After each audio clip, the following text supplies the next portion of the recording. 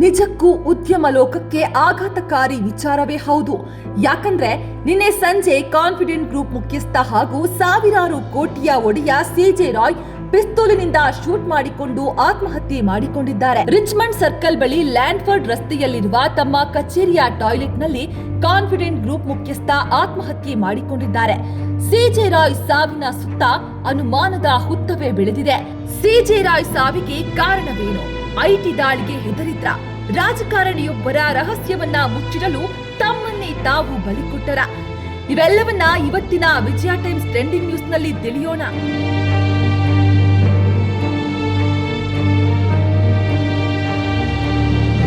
CJ Roy ಆತ್ಮಹತ್ಯೆಗೆ ರಾಜಕಾರಣಿ ಸಂಪತ್ತೇ ಕಾರಣವಾಯ್ತಾ? S, big boss ಸೇರಿ ಇತರೆ ಜಾಹೀರಾತುಗಳಲ್ಲಿ ನೀವೆಲ್ಲ ಸಿಜೆ ರಾಯ್ನ ನೋಡಿರ್ತೀರಾ. ಸಾವಿರಾರು ಕೋಟಿಗಳ ಒಡೆಯ, ಲೆಕ್ಕವಿಲ್ಲದಷ್ಟು ಹೈ ಬಜೆಟ್ ಕಾರು, ಮನೆ, ಬಂಗಲೆಗಳು, ಸಿರಿವಂತಿಕೆಗೇನು ಕಡಿಮೆ ಇರಲಿಲ್ಲ ರಾಯ್ಗೆ.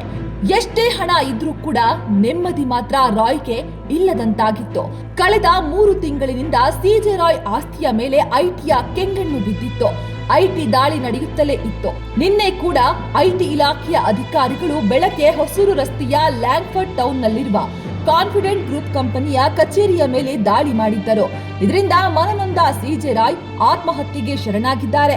ಇನ್ನು ಹಲವಾರು ಪೆನಾಲ್ಟಿ ಕಟ್ಟಲು ಕೂಡ ಕಷ್ಟವಾಗಿ ಆತ್ಮಹತ್ಯೆಗೆ ಶರಣಾಗಿದ್ದಾರೆ ಅನ್ನೋದು ಮೇಲ್ನೋಟಕ್ಕೆ ಕಂಡುಬರುತ್ತಿರುವ ಕಾರಣ. ಸಿಜೆ ರಾಯ್ ಸಾವಿನ ಸುತ್ತ ಅನುಮಾನದ ಹುತ್ತ. ಸಿಜೆ ರಾಯ್ ಸಾವಿನ ಸುತ್ತ ಅನುಮಾನದ ಹುತ್ತವೇ ಬೆಳೆದಿದೆ. ರಾಜಕಾರಣಿಯೊಬ್ಬರ ಭಾರಿ ಹಣ ರಾಯ್ ಬಳಿ ಇತ್ತು.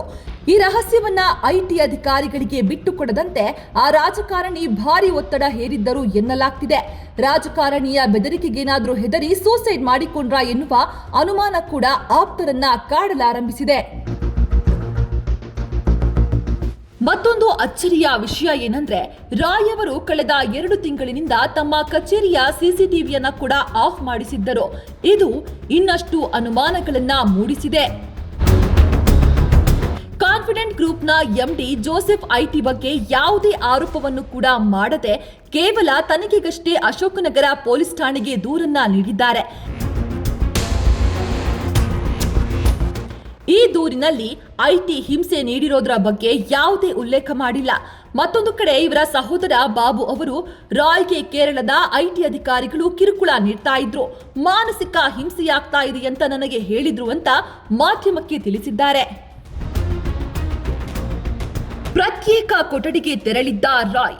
ಐಟಿ ದಾಳಿ ನಡೆಯುತ್ತಿರುವ ಹೊತ್ತಿನಲ್ಲಿ ಸಿಜೆ ರಾಯ್ ತಾಯಿ ಜೊತೆ ಮಾತಾಡ್ತೀನಿ ಅಂತ ಪ್ರತ್ಯೇಕ ಕೊಠಡಿಗೆ ತೆರಳಿ ಡೋರ್ ಲಾಕ್ ಮಾಡಿ ತನ್ನ ತಾಯಿಯೊಂದಿಗೆ 15 ನಿಮಿಷ ಮಾತನಾಡಿ ನಂತರ ಸೂಸೈಡ್ ಮಾಡಿಕೊಂಡಿದ್ದಾರೆ.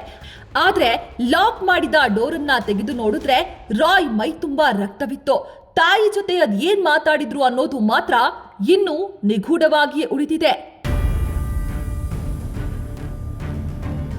ಸಿಜೆ ರಾಯ್ ಅವರು ಮೂಲತಃ ಕೇರಳದ ಕೊಚ್ಚಿಯವರಾಗಿದ್ದು ಭಾರತದ ರಿಯಲ್ ಎಸ್ಟೇಟ್ ಕ್ಷೇತ್ರದಲ್ಲಿಯೇ ತಮ್ಮದೇ ಆದ ವಿಶಿಷ್ಟ ಸ್ಥಾನವನ್ನ ಪಡೆದಿದ್ದರು.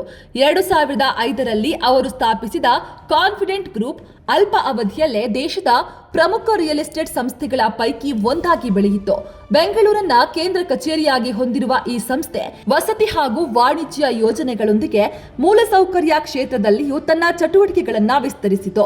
ನಿರ್ಮಾಣ, ಗುಣಮಟ್ಟ, ಸಮಯಕ್ಕೆ ಸರಿಯಾಗಿ ಯೋಜನೆ ಪೂರ್ಣಗೊಳಿಸುವಿಕೆ ಮತ್ತು ಗ್ರಾಹಕರ ವಿಶ್ವಾಸವೇ ಸಂಸ್ಥೆಯ ಪ್ರಮುಖ ಶಕ್ತಿಯಾಗಿತ್ತು.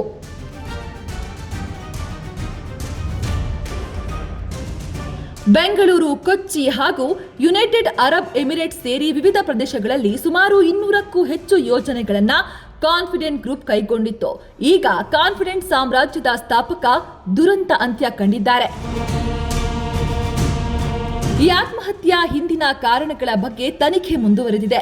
ವರದಿಗಳ ಪ್ರಕಾರ ಘಟನೆ ಸಂಭವಿಸಿದ ವೇಳೆ ರಾಯ್ ಅವರ ಕಚೇರಿಯಲ್ಲಿ ಆದಾಯ ತೆರಿಗೆ ಇಲಾಖೆ ಶೋಧ ಕಾರ್ಯ ನಡೆಸುತ್ತಿತ್ತು ಎನ್ನಲಾಗಿದೆ.